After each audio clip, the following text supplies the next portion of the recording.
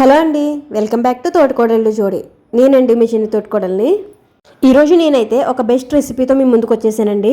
అదే layer parotta with kabuli chana curry.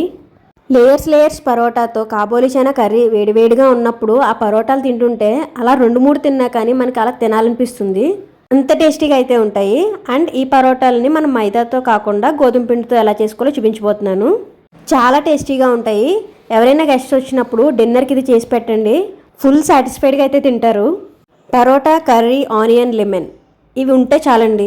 చిన్న చిన్న టిప్స్ ఫాలో అయితే పరోటా అనేది పర్ఫెక్ట్గా వస్తుంది.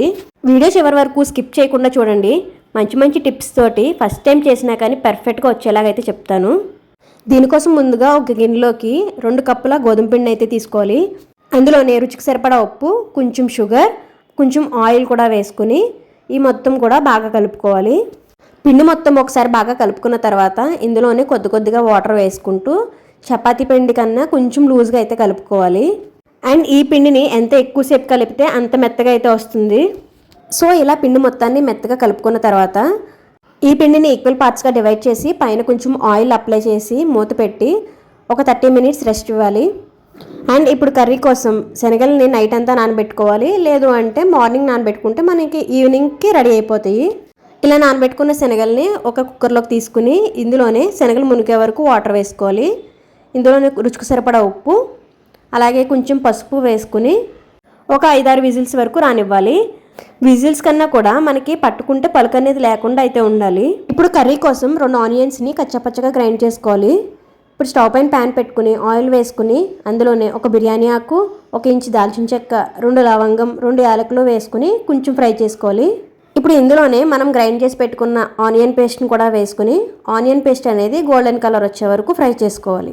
ఇలా ఆనియన్ పేస్ట్ ఫ్రై అవుతున్నప్పుడే 1 టేబుల్ స్పూన్ జీలకర్ర కూడా వేసుకుని కొంచెం ఫ్రై చేసుకోవాలి. ఆనియన్ ఫ్రై అయ్యేలోపు మిక్సీ జార్లో 2 టేబుల్ స్పూన్ ధనియాలు, 1 టేబుల్ స్పూన్ జీలకర్ర, 1 ఇంచ్ అల్లం, 5-6 వెల్లుల్లి రెబ్బలు, 2 టమాటాలు, 1 పచ్చిమిర్చి వేసి ఫైన్గా పేస్ట్ చేసుకోవాలి.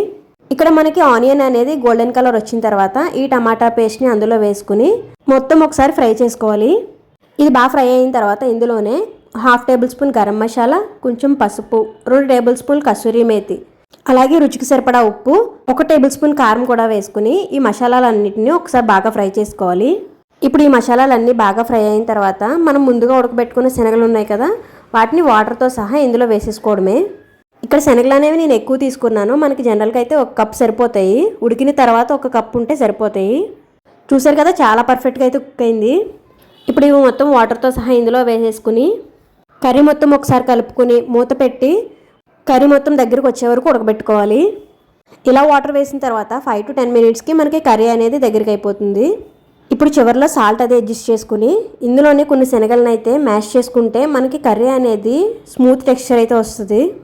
ఇలా మ్యాష్ చేయడం వల్ల కర్రీ థిక్గా అవుతుంది అండ్ తినడానికి కూడా పర్ఫెక్ట్గా ఉంటుంది. సో ఇక్కడ మనకి కర్రీ అనేది రెడీ అయిపోయింది. సో ఇప్పుడు నెక్స్ట్ ప్రాసెస్ పరోటాలు ఎలా చేయాలో చూసేద్దాం. సో ఇందులో ఒక పోర్షన్ అయితే తీసుకుని దాన్ని ఎంత పలచగా వీలైతే అంత పలచగా చేసుకోవాలి. అప్పుడే మనకి లేయర్స్ అనేవి పర్ఫెక్ట్గా వస్తాయి. ఇలా వీలైనంత పలచగా చేసుకుని దానిపైన గీ అప్లై చేసుకోవాలి. నెయ్యి లేదంటే నూనె కానీ ఏదైనా అప్లై చేసుకోవచ్చు. అది అప్లై చేసిన తర్వాత దానిపైన కొంచెం పొడిపిండి చల్లుకుని దీన్ని వీలైనంత సన్న లేయర్స్ కింద చాక్తో కట్ చేసుకోవాలి. అండ్ మీ దగ్గర పిజ్జా కట్టర్ ఉంటే ఇంకా ఈజీగా అయిపోతుంది కటింగ్ అనేది. చాక్ తోటి వీడియోలో చూపిస్తున్నట్టుగా ఎంత సన్నగా వీలైతే అంత సన్నగా కట్ చేసుకోండి. ఇలా మొత్తం కట్ చేసిన తర్వాత ఈ పిండి మొత్తాన్ని కూడా ఒక సైడ్ నుంచి దగ్గరగా ఫోల్డ్ చేసుకోవాలి. ఇలా ఫోల్డ్ చేసుకుంటూ పిండి చల్లుకుంటూ ఫోల్డ్ చేసుకోవడం వల్ల లేయర్స్ మధ్యలో పిండి వెళ్ళి పరోటా అనేది లేయర్స్ అనేవి సెపరేట్ అవుతాయి. ఇప్పుడు దీన్ని రోల్ చేసుకుని మనం చపాతీ కర్రతోటి జెంటిల్గా ప్రెస్ చేసుకుంటూ చేసుకోవాలి. లేదా అంటే లేయర్స్ మొత్తం అతుక్కుపోతాయి. అండ్ మీరు పిండి కనుక వేయకపోతే కనుక లేయర్స్ మధ్యలో పిండి వెళ్లకుండా లేయర్స్ మొత్తం అతుక్కుపోతాయి. అలాగే నెయ్యి కానీ నూనె కానీ కూడా కంపల్సరీగా రాయాలి. ఇదే విధంగా మనం పరోటాలన్నీ కూడా చేసుకోవాలి. అండ్ వీటిని నెయ్యితో చేయడం వల్ల మనకి టేస్ట్ అనేది ఇంకా చాలా బాగా వస్తుంది. సో కుదిరితే నెయ్యినే యూజ్ చేయండి. ఇప్పుడు స్టవ్ పైన ప్యాన్ పెట్టుకుని ప్యాన్ హీట్ అయిన తర్వాత మంటని మీడియం ఫ్లేమ్లో పెట్టుకుని అటు ఇటు తిప్పుతూ కాల్చుకోవాలి. అండ్ ఇలా కాల్చేటప్పుడు బటర్ కానీ లేదంటే ఆయిల్ కానీ యూజ్ చేయాలి. అండ్ కాల్చేటప్పుడు ఫ్లేమ్ అనేది మీడియం ఫ్లేమ్లోనే ఉండాలి. హై ఫ్లేమ్లో పెడితే పైన రంగు వస్తుంది కానీ లోపల ఫ్రై అవ్వదు. సో ఇలా అన్నీ ఫ్రై చేసుకున్న తర్వాత ఒకదానిపైన ఒకటి పెట్టుకుని చేతితోటి అటు ఇటు తిప్పుతూ జెంటిల్గా ప్రెస్ చేసుకోవాలి. మనకి లేయర్స్ అనేవి సెపరేట్ అవుతాయి. చూసారు కదా, చాలా పర్ఫెక్ట్గా అయితే లేయర్స్ అయ్యి వచ్చినాయి. అండ్ ఈ పరోటా కర్రీని ఆనియన్ అలాగే లెమన్తో సర్వ్ చేసుకోవడమేనండి. సో వీడియో నచ్చితే లైక్ చేసి మీ ఫ్రెండ్స్ అలాగే ఫ్యామిలీ మెంబర్స్ కూడా షేర్ చేయండి. మరిన్ని ఇంట్రెస్టింగ్ వీడియోస్ కోసం మన ఛానల్ని సబ్స్క్రైబ్ చేసుకోండి.